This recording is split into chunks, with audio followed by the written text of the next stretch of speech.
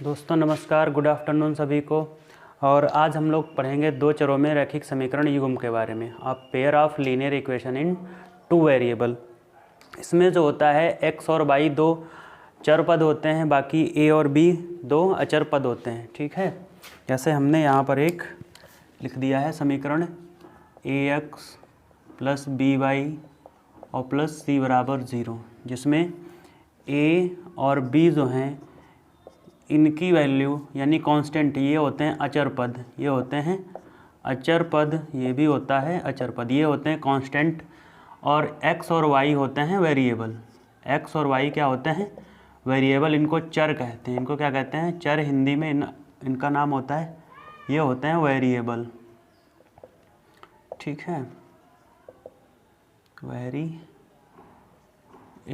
ठीक है, जैसे हमने एक समीकरण लिखा है, ये इसमें दो वेरिएबल हो गए, तो इस वजह से इसको हमने दो चरों में रैखिक समीकरण कह दिया। ठीक, जैसे मैंने एक समीकरण लिखा है ax प्लस by और प्लस c बराबर 0।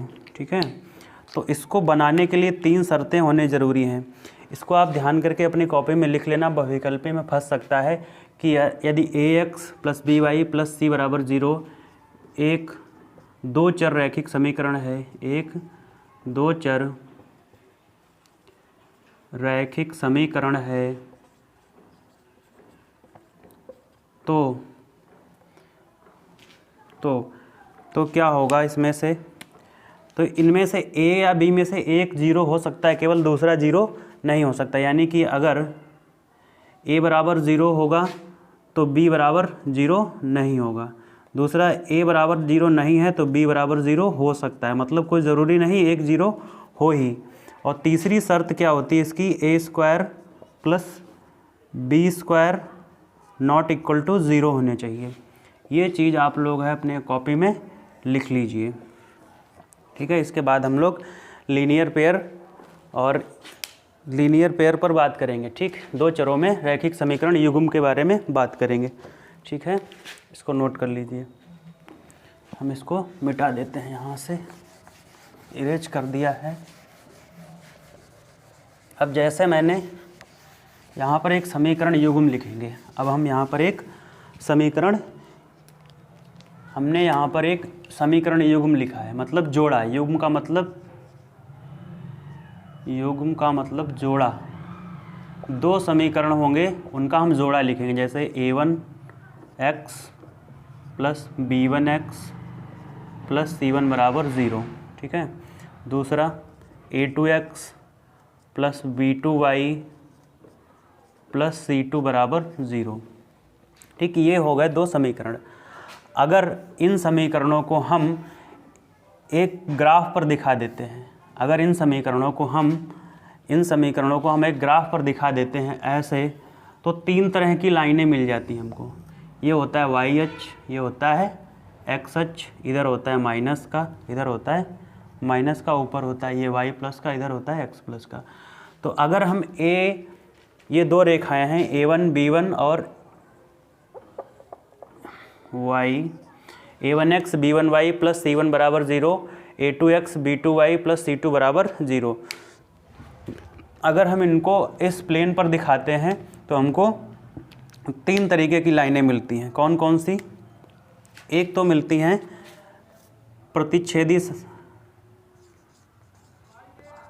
प्रतिच्छेदी रेखा, दूसरी मिलती है समांतर रेखा, दूसरी मिलती है समांतर रेखाएं, तीसरी मिलती हैं संपाती रेखाएं, संपाती कोलीनियर, LINEAR, कोलीनियर। समांतर पैरेलल, PARALLEL, पैरेलल। और प्रतिच्छेदी इंटरसेक्टिंग लाइंस। ठीक है, तो इंटरसेक्टिंग लाइंस क्या होती हैं? अगर कोई रेखा ऐसे जा रही है और एक रेखा दूसरी रेखा को कट कर जाए, यानी कि A और B, AB को CD बीच से कट कर गई, ये हो गई इंटरसेक्टिंग लाइंस। अगर दो लाइनें ऐसे बराबर बराबर हैं यानी यहाँ पर भी दूरी बराबर है और यहाँ पर भी दूरी बराबर है, तो ये दोनों होती हैं पैरेलल लाइंस। और अगर एक रेखा ऐसे ए बी आगे बनी हुई है, अगर एक रेखा ऐसे ए बी आगे बनी हुई है, अब इसके पीछे से कोई रेखा आती है, इसके ऊपर चढ़ती हुई चली जाती है आगे, तो इसको कहेंगे सी डी। और तो ये रेखा कही जाएगी सी डी, क्या हो जाएगी, ए बी की समपाती, मतलब एक के ऊपर एक चलती हुई चली जा रही हैं, तो इन रेखाओं को कहा जाएगा समपाती रेखाएं। तो इन रेखाओं को पहचानने के लिए अगर हम समीकरण को इस ग्राफ पर ना भी दिखाएं तो भी हम इन रेखाओं को इसमें पहचान सकते हैं कि प्रतिच्छेदी रेखाओं के लिए समीकरण में क्या होना चाहिए और कौन सा समांतर में होना चाहिए, कौन सा समपाती में होना चाहिए। तो प्रतिच्छेदी रेखाओं के लिए होना चाहिए A1/A2 not equal to B1/B2, ये होता है प्रतिच्छेदी रेखाओं का। दूसरा होता है समांतर रेखाओं का, यानी कि A1/A2 बराबर B1/B2, और ये यहाँ पे बराबर नहीं होता है किसके, C1/C2 के। फिर आते हैं हम समपाती रेखाओं में। समपाती रेखाओं में सभी बराबर होते हैं, समपाती रेखाओं, इसको हटा देते हैं। समपाती रेखाओं में सभी बराबर होते हैं, क्या होते हैं, A1/A2 बराबर B1/B2 बराबर C1/C2। अगर ये कंडीशन मिलती है तो रेखाएं प्रतिच्छेदी होती हैं। ये कंडीशन मिल जाती है A1/A2 B1/B2 not equal to C1/C2 मिले तो रेखाएं समांतर होती हैं। और सभी जब बराबर हों A1/A2 B1/B2 बराबर C1/C2 तो जो है रेखाएं समपाती होती हैं। ठीक है, प्रतिच्छेदी रेखाओं के युग्म का एक हल होता है, इसका एक हल होता है या अद्वितीय हल होता है, या अद्वितीय हल होता है। इनका एक हल या अद्वितीय या यूनिक हल होता है। समांतर रेखाओं का कोई हल नहीं होता है। अगर ये बराबर चल रहे हैं तो समांतर रेखाओं का कोई हल नहीं, समांतर रेखाओं का कोई हल नहीं होता, यानी कि एक भी उत्तर नहीं आता है। समपाती रेखाओं के अनेक हल होते हैं, समपाती रेखाओं में, यानी कि ऐसा किसी इक्वेशन में है तो उसके अनेक हल होंगे। ठीक, अनेक हल होते हैं। ठीक है, फिर एक सवाल आता है कि इन रेखाओं को देखकर इसमें बताना होता है तुमको कौन सा युग्म जो है संगत है, कौन सा असंगत है और कौन सा आश्रित है। तो जिनमें सिर्फ एक हल होता है या ये कंडीशन फॉलो होती हैं, ये होते हैं संगत युग्म, इनको कहते हैं संगत युग्म। और जब रेखाएं समांतर हों और इस कंडीशन A1/A2 बराबर B1/B2 not equal to C1/C2 को फॉलो करें तो इसके लिए हो जाएगा असंगत युग्म, यानी कि इन युग्मों को असंगत युग्म कहा जाता है। ठीक है, और इसके अनेक हल होते हैं। ये होता है आश्रित युग्म, इसको क्या कहेंगे, आश्रित युग्म कहेंगे। ठीक है, इतना समझने के बाद में हम लोग थोड़े सवाल लगाएंगे।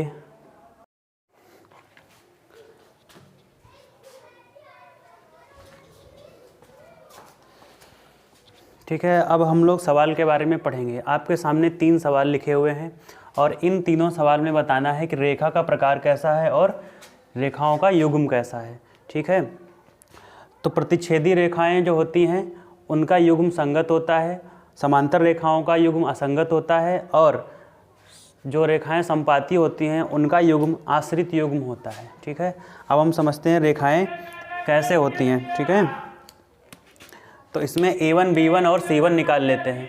ये होता है A1, ये होता है B1 और ये होता है C1।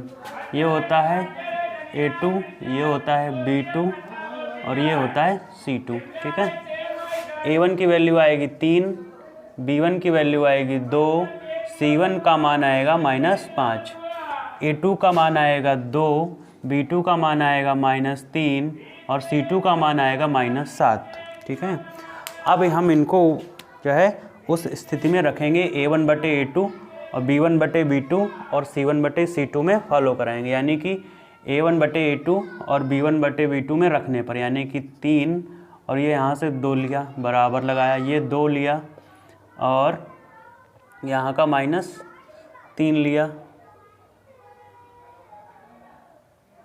और इसके बाद में -5 और उधर का -7 लिया है। ठीक है, तो ये देखिए यहाँ पर कोई मैच 3/2 -3/2 के बराबर नहीं है। जब पहला ही बराबर नहीं है तो दूसरे से कोई मतलब है ही नहीं। तो यानी कि ये युग्म किसको फॉलो कर रहा है, A1/A2 not equal to B1/B2 को।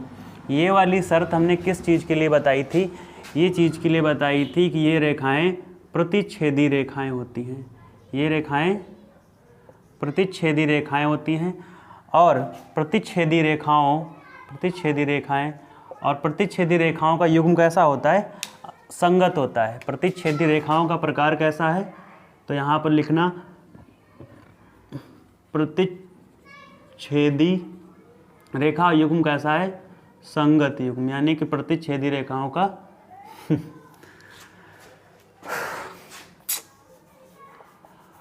संगत युग्म होता है। आदत पड़ जाती है नाम लिखने की अपना।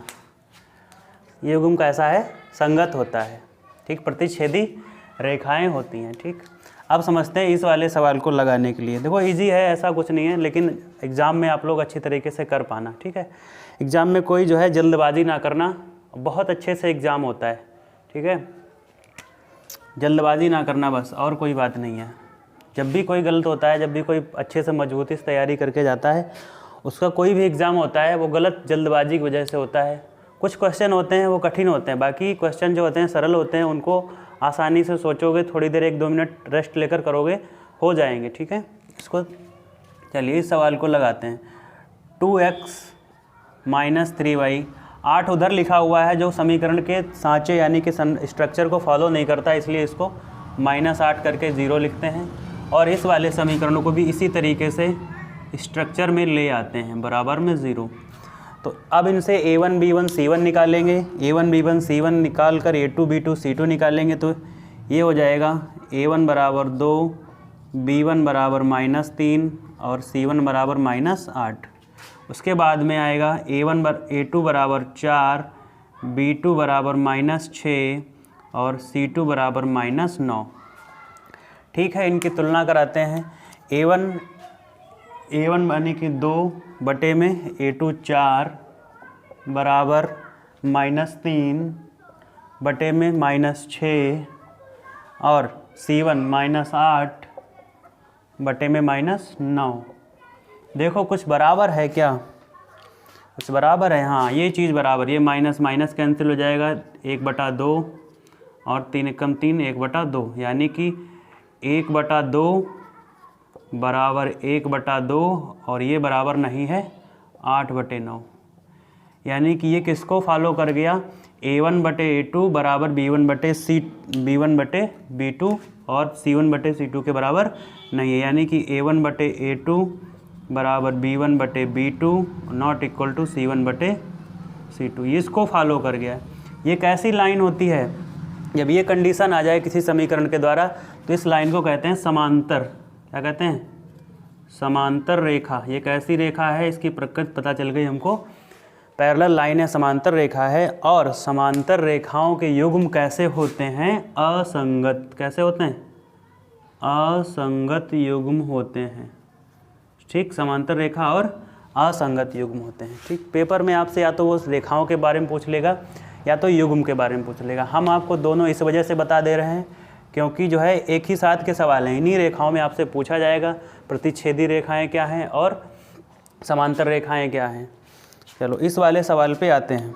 ठीक, इस वाले सवाल में फिर वही स्ट्रक्चर को फॉलो कराएंगे, यानी कि 7 को बराबर के इधर ले आएंगे, 3/2x प्लस 5/3y माइनस 7 बराबर में 0, और इसका दूसरा समीकरण इधर है 9x माइनस 10y माइनस 14 बराबर 0।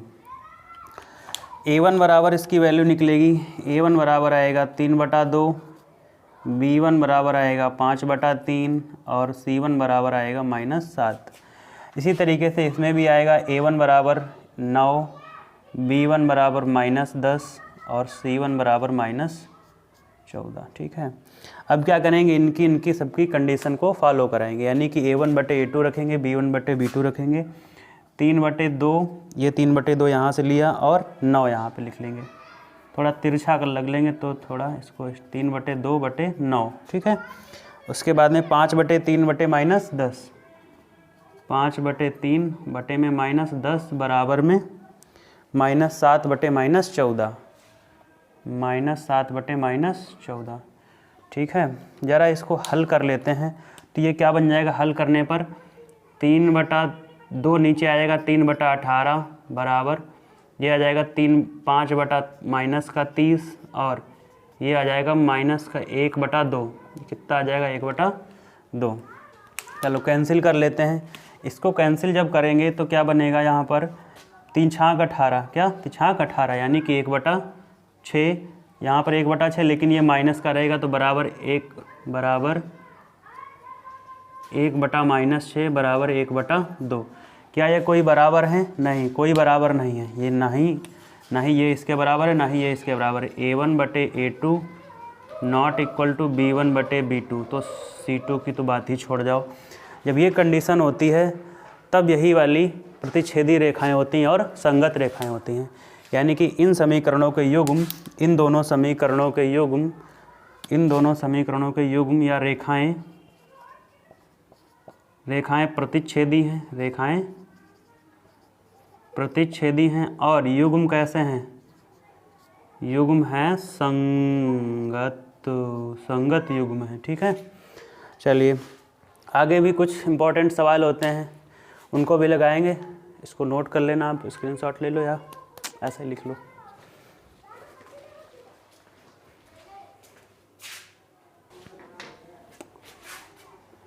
यहाँ पर 2 सवाल लिखे हुए हैं कि के किस मान के लिए समीकरणों के अद्वितीय हल हैं। फिर दूसरे सवाल में दिया है के किस मान के लिए समीकरणों के अनेक हल हैं। ठीक है, ये नया टाइप है, अभी तक एग्जाम में पूछा नहीं गया, तो हो सकता है पूछा जा सके, इस वजह से पढ़ा रहे हैं। ठीक है, तो देखिए जब समीकरणों के अद्वितीय हल होते हैं, तब क्या होता है, रेखाएं प्रतिच्छेदी होती हैं। A1/A2 not equal to B1/B2 होता है, B1/B2 होता है। बस इतना ही करना है, इसमें A1 की वैल्यू निकालनी है, kx + 2y और -5 बराबर 0। दूसरा इसका समीकरण है, दूसरा समीकरण यहीं पे लिख लेते हैं, 3x + y -1 बराबर में 0। ठीक, हमको सिर्फ A और B1, A1 B1 की वैल्यू चाहिए, तो A1 B1 की निकालेंगे। A1 बराबर है k और B1 बराबर है 2। ठीक है, यहाँ पर A1 बराबर है 3 और B1 बराबर कुछ दिया नहीं है तो 1 लिख लेते हैं, y का वेरिएबल ही B1 होता है। चूँकि दिया है k के किस मान के लिए अद्वितीय हल है, यानी कि रेखाएं कैसी हैं इस बार में, प्रतिच्छेदी रेखाएं, यानी कि A1/A2 और नॉट इक्वल टू B1/B2 में रख दो। ठीक है, इसमें रख दो तो क्या आ जाएगा कि k/3 k/3 2/1 बराबर में 2/1। ऐसे क्रॉस मल्टीप्लिकेशन हो जाएगी तो k बराबर आ जाएगा नॉट इक्वल टू 6, यानी कि k की वैल्यू जो है वो 6 नहीं हो सकती है। ठीक, इसके लिए इसके अद्वितीय हल यानी कि एक ही हल आएगा। ठीक, दूसरा इसमें कहा है k के किस मान के लिए, लग गया सवाल है। ठीक, k के किस मान के लिए अनेक हल हैं। जब किसी समीकरण के अनेक हल होते हैं तो यानी कि उनका A1 B1 C1 सब बराबर होता है, यानी कि अनेक हलों के लिए क्या कंडीशन होती है, A1/A2 बराबर B1/B2 बराबर में C1/C2 होती है। हम क्या करेंगे, इनमें से A1 B1 C1 निकाल के और इसकी तुलना करा देंगे, जिसमें k होगा उसका मान निकाल देंगे बस। ठीक है, इसको यहाँ पे लिख लेंगे, kx - 2y + 6 बराबर 0।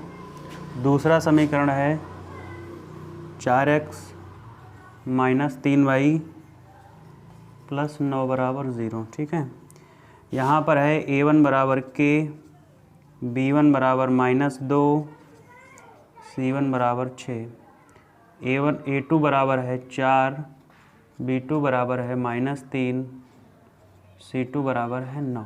ठीक है, वैल्यू रख देंगे।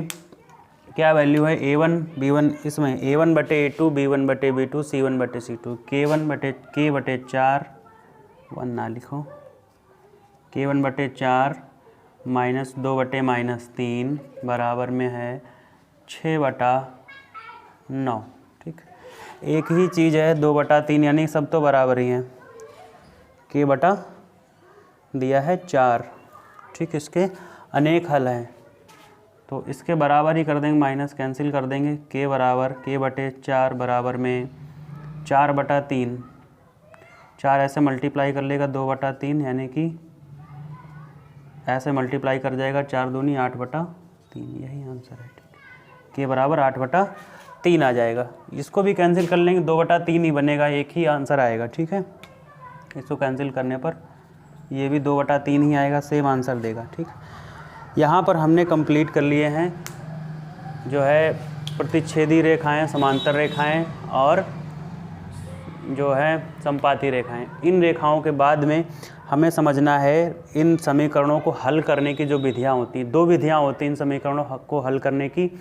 एक होती है ग्राफीय विधि, जिसको आलेखी विधि कहते हैं, जिसको ऐसे ग्राफ बनाकर हम हल कर सकते हैं। दूसरी विधि होती है बीजगणितीय विधि। बीजगणितीय विधि में 3 तरीके होते हैं, प्रतिस्थापन, विलोपन और वज्रगुणन। इन तीनों विधियों को जो है हम अगले वीडियो में पढ़ेंगे। ठीक है, और हाँ ठीक है, वीडियो अच्छी लगी हो तो लाइक करना और चैनल पर नए हो तो चैनल को सब्सक्राइब कर लेना। मिलेंगे अगली वीडियो में, तब तक के लिए नमस्कार।